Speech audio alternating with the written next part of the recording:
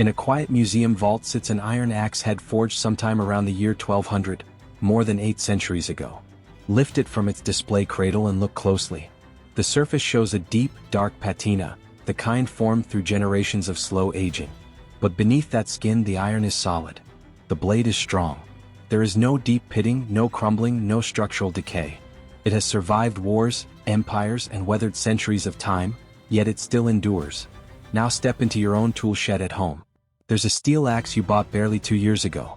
Already, freckles of orange rust spread across the head. Give it a few more seasons, 5 years, maybe less, and the corrosion will be so advanced that you'll simply replace it. How can an object shaped in a clay furnace with primitive hand tools outlast something produced by modern factories, lasers, and precision engineering? The answer is not magic. It is chemistry, and a forgotten science we abandoned in our pursuit of fast, cheap, mass-produced steel. Before we continue, type "built to last" in the comments if you believe we've traded true durability for disposable convenience. Section 1. The Modern Rust Problem. To understand why medieval iron survived centuries, we first need to understand the weakness of modern steel. Most tools you buy today are made from what metallurgists call mild steel. It contains about 0.25% carbon, almost no slag, almost no phosphorus. This is what factories consider clean steel. Medieval wrought iron, however, was fundamentally different. It was extremely low carbon, around 0.05%. Filled with up to 2% slag, the glassy remnants from the bloom. Often rich in phosphorus, up to 0.25% depending on the ore. Modern steelmaking removes both slag and phosphorus because they complicate automated manufacturing. Slag clogs rolling mills. Phosphorus makes large-scale welding unpredictable. Removing impurities makes the steel easier to shape in an industrial environment. But in solving the factory's problems, we created another one. We stripped steel of the very things that once protected it. When modern steel rusts, corrosion cuts straight downward. Moisture touches the metal. Oxygen reacts with the iron. Rust forms. That rust is porous. It traps moisture, accelerating decay. Soon, corrosion follows grain boundaries deep into the steel, like roots searching for cracks in concrete. One small spot becomes a structural weakness. Nothing stops it. Medieval wrought iron, on the other hand, had a natural defense: slag stringers. As blacksmiths hammered the bloom, thin threads of glassy slag stretched through the metal. Under a microscope, it resembles wood grain, thousands of microscopic glass fibers embedded inside the iron. When rust began to form, these slag barriers blocked its progress, forcing corrosion to spread sideways rather than downward. Instead of eating through the metal, rust formed a stable protective layer, what we now call a patina. And the tool survived. If you're learning something new here, tap that like button. It helps this knowledge reach more curious minds. Section 2. The Accidental Genius of Phosphorus. Medieval smiths had no understanding of phosphorus or its chemistry. What they had was experience. They learned through trial and error which rocks made better iron. Across northern Europe, in marshy wetlands, a strange ore formed naturally: bog iron. It was easy to dig, easy to smelt, and rich in phosphorus. During smelting, that phosphorus stayed in the metal. And as the iron slowly oxidized across decades, that same element created a thin, stable film of protective oxides. Not flaky rust. A sealed barrier, a kind of ancient, accidental ceramic coating that protected the metal from moisture and oxygen for centuries. The most dramatic example stands in Delhi, India. An iron pillar weighing more than 6 tons, standing for 1,600 years with almost no rust. When scientists finally analyzed it, they discovered that its high phosphorus iron created a rare compound: iron hydrogen phosphate hydrate. This material is so stable and so dense that it forms a shield against corrosion. Once the outer layer formed, the pillar essentially stopped rusting. Medieval European smiths unknowingly forged the same protective chemistry into their tools. Their bog iron blades and axe heads possessed natural corrosion resistance. Not because of intentional engineering, but because nature placed the right impurities in the right place.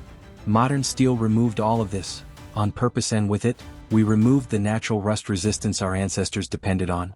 But this wasn't only a European advantage.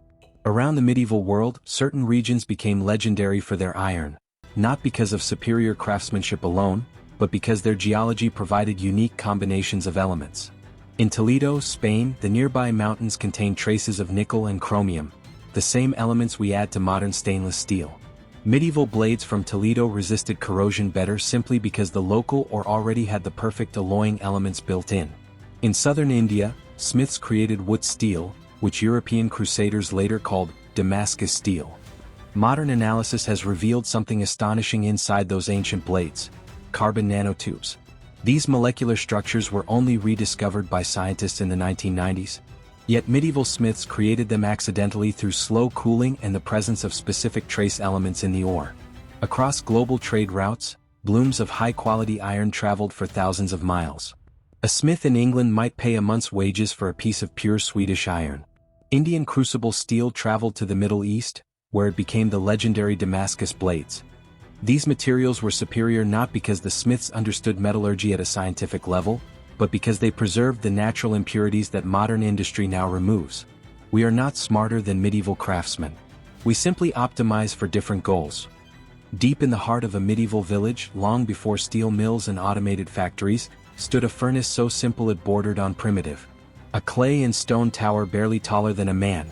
Yet inside it, a transformation unfolded that modern industry can hardly reproduce. This was the bloomer furnace, the birthplace of the most durable iron humanity ever created.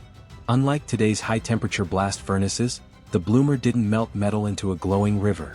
It operated in a narrow band of heat, around 1,200 degrees Celsius, just hot enough to extract oxygen from the ore, but not hot enough to liquefy the iron itself. And that constraint, that lack of technological power, accidentally created one of the most corrosion-resistant materials we've ever seen. Inside that furnace, charcoal burned for hours, pumping carbon monoxide through layers of raw ore. Oxygen was stripped away, tiny grains of pure metallic iron forming in its place. But the impurities, silica, minerals, and everything else trapped in the earth, did melt. They dripped downward as molten glass, forming a bath of liquid slag. Through this glowing pool, the infant particles of iron sank and fused into a spongy mass called a bloom. When the smith cracked the furnace apart, that bloom didn't look like a tool. It looked like a meteor that fell to earth. A glowing, slag-soaked rock. And that's where the miracle began. The bloom was reheated in the forge, then hammered relentlessly. Every strike forced molten slag out, but not all of it. The slag that remained stretched into microscopic fibers, creating thousands of tiny glass threads running through the iron like the grain of wood. These slag stringers would later act as natural armor, stopping rust from eating deep into the metal. Modern steel can't form these fibers. It melts clean, pure, and fast. Medieval iron stayed messy, and that messiness was a gift nature gave to anyone patient enough to work with it. As the bloom was hammered, something else happened. Some parts absorbed carbon from the charcoal, others did not. This patchwork of carbon content produced areas of soft wrought iron next to accidental pockets of steel. With every reheating, the carbon migrated and the structure stabilized. Over hours, the metal transformed from a chaotic lump into a unified, resilient tool that could survive centuries. This process took time. Days, not minutes.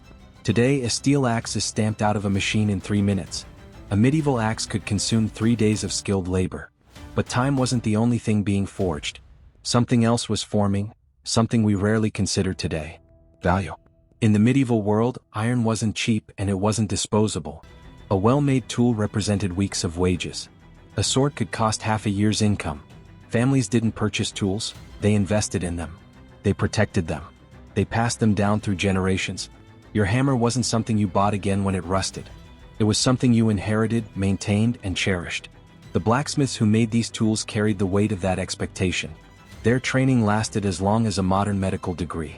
7 years as apprentices. 7 more as journeymen.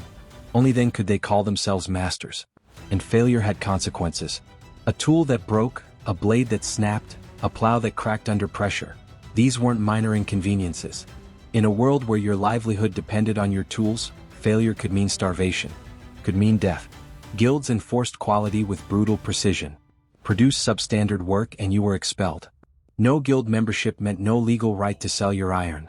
A blacksmith's reputation was sacred, and the guild's reputation even more so. So when a smith forged a tool, they forged it for life, not for the next season. This economic pressure created a simple, powerful truth. Medieval iron lasted because it had to. Modern steel fails because it's allowed to. Modern manufacturing revolves around speed and profit. If a tool rusts in 2 years, you buy another. No guild punishes the maker. No craftsman's reputation is tarnished. The economic incentives have reversed. Today, durability is the enemy of sales. But medieval smiths didn't rely on the furnace alone to create longevity. They understood something else, something subtle, something almost ritualistic, a final transformation after the forging was complete. They seasoned the metal. The finished tool was heated until it glowed dull red. Then it was coated in animal fat or linseed oil. The heat polymerized the oil, fusing it into a thin, incredibly durable protective layer. It wasn't paint. It wasn't surface coating. It was a chemical bond, a seal between the iron and the elements. We still use a version of this today when we season cast iron pans. But modern steel tools? They're sold with a thin layer of machine oil that disappears the first time it rains. No one teaches you maintenance because maintenance undermines the business model. And there's more. As medieval iron was used over the years, it developed a dark, stable patina. Not flaky rust, but magnetite, a dense, protective oxide layer. This patina was the metal's immune system. Work polished it. Hand oil nourished it. Regular use maintained it. A tool stored dry, used often, and respected could last not just decades but generations. We abandon these practices because our tools are cheap enough to replace. Medieval tools were expensive enough to protect. So if medieval iron was superior in so many ways, why don't we produce it anymore? The answer is not ignorance. It is scale. A bloomer furnace produces 50 pounds of iron per day. A modern blast furnace produces 10,000 tons. The bloomer operates in a delicate, narrow window, just shy of iron's melting point, where slag fibers can form and beneficial impurities can stay locked inside the metal. A blast furnace obliterates all of that. The iron melts. The slag is skimmed off as waste. The impurities that once protected medieval tools are erased in minutes. Modern industry gives us speed, consistency, and affordability. But it cannot give us what a medieval smith achieved in a tiny clay furnace with charcoal, bellows, and time. Because those tools weren't just made. They were crafted. They were earned. They were meant to outlive the hands that forged them. And many of them still do for medieval blacksmiths. Iron was never just metal. It was a living thing, temperamental, unpredictable, shaped by fire and judgment and experience. And nowhere was this mastery more on display than in the creation of blades. The bloomer furnace produced iron in chaotic fragments. Some soft, some hard, some laced with protective slag. A lesser craftsman saw disorder. A master smith saw potential. He could read the metal the same way a shepherd reads the weather or a sailor reads the SEWY. Holding a fragment against a grinding wheel and watching the sparks, he unlocked its secrets. Dull, lazy orange sparks revealed low-carbon iron. Soft, pliable, tough. Bursts of bright white branching sparks meant high-carbon steel, precious, rare, and perfect for edges. With this information, the smith separated the bloom by hand, piece by piece, like a jeweler sorting rough gems. High-carbon fragments became the cutting edge. Softer wrought iron became the spine and body. Then came the miracle of forge welding. At temperatures so bright they approached the edge of liquefaction, these fragments were stacked and hammered until they fused into a single form. Not blended, not homogenized, merged. A blade was born from two different materials, each allowed to do what it did best. Hardness at the edge. Flexibility at the core. The result was a weapon that could hold a razor line yet survive impacts that would shatter pure steel. Some smiths elevated this art even further. They twisted bars of iron and steel together before welding them flat again. These were the legendary pattern-welded blades, rippling with water-like designs, beautiful to the eye and extraordinarily resistant to failure. Each twist, each fold introduced new boundaries, new slag fibers, new internal armor. This wasn't just craftsmanship. It was engineering centuries ahead of its time. But while the blades themselves have survived in museums, the knowledge behind them was wrapped in the strange language of medieval alchemy. Blacksmithing manuscripts from the Middle Ages are full of recipes that sound like superstition. Theophilus, a German monk writing in the 12th century, once declared that tools hardened better when quenched in the urine of a small red-haired boy. Other texts described mixtures of radish, horseradish, goat urine, honey, herbs, and even earthworms as ideal quenching liquids. For generations, historians dismissed these techniques as magical thinking. But modern metallurgists tested them, and discovered that beneath the mystical language was real science. Most of the legendary quenchants, like blood and milk, were useless. They cooled steel far too slowly to harden it. But water and urine? They worked, and for reasons medieval smiths did not yet understand. When red-hot steel touches pure water, a layer of steam forms around it instantly. This steam barrier acts like insulation, drastically slowing cooling. But urine contains salts, sodium chloride, potassium, minerals, that disrupt this steam envelope. The result? Faster cooling, better hardening, steel with a sharper, stronger edge. The medieval phrase, "the urine of a red-headed boy," was likely nothing more than a poetic reminder to add salt. The strange recipes involving herbs and animal parts introduced organic compounds that further broke up the steam barrier.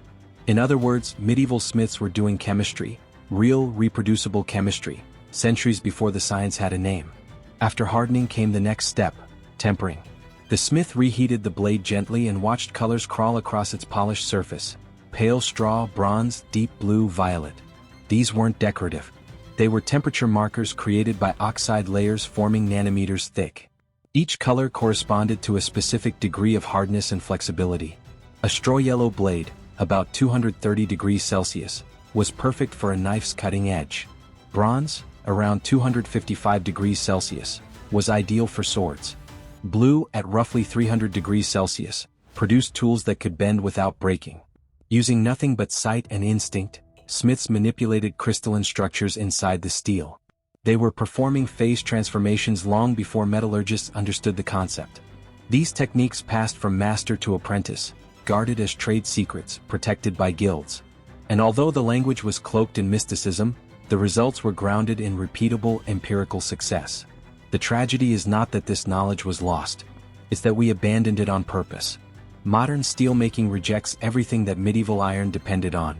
The slag that gave medieval blades their microscopic armor is now considered an impurity to be eliminated. Phosphorus, which naturally inhibits rust, is carefully removed. Modern steel is melted to a uniform liquid in massive blast furnaces, 10,000 tons at a time, erasing the internal structure that used to make iron tools last for centuries. By every modern industrial standard, medieval iron is inferior, impure, inconsistent, uncontrolled, and yet, a blade forged in 1300 can still cut. An axe from 1150 can still split wood. A chisel buried for centuries can still hold an edge. Not in spite of those imperfections, but because of them. The slow bloomery process created iron filled with slag fibers, carbon gradients, and protective phosphorus locked into the lattice at just the right concentration. These imperfections made the metal tougher, more flexible, and more resistant to corrosion than many steels produced today. But we didn't want slow. We wanted fast. We wanted scale. We wanted convenience. We traded permanence for mass production. The medieval smith, standing before a clay furnace with nothing but fire and instinct, created tools meant to outlive the person who forged them. Today we create tools designed to last until the next sales cycle. That isn't evolution. It's a choice. Every rusted fence post, every garden shovel that bends at the handle, every hardware store axe that lasts 2 seasons before corroding. Each one is a reminder of what we sacrificed for speed and cost. If this kind of forgotten engineering fascinates you, subscribe. There's far more technology from the past that puts modern manufacturing to shame. Comment below with the next ancient invention you want explored. And remember, buy cheap, buy twice. Buy quality, buy for life.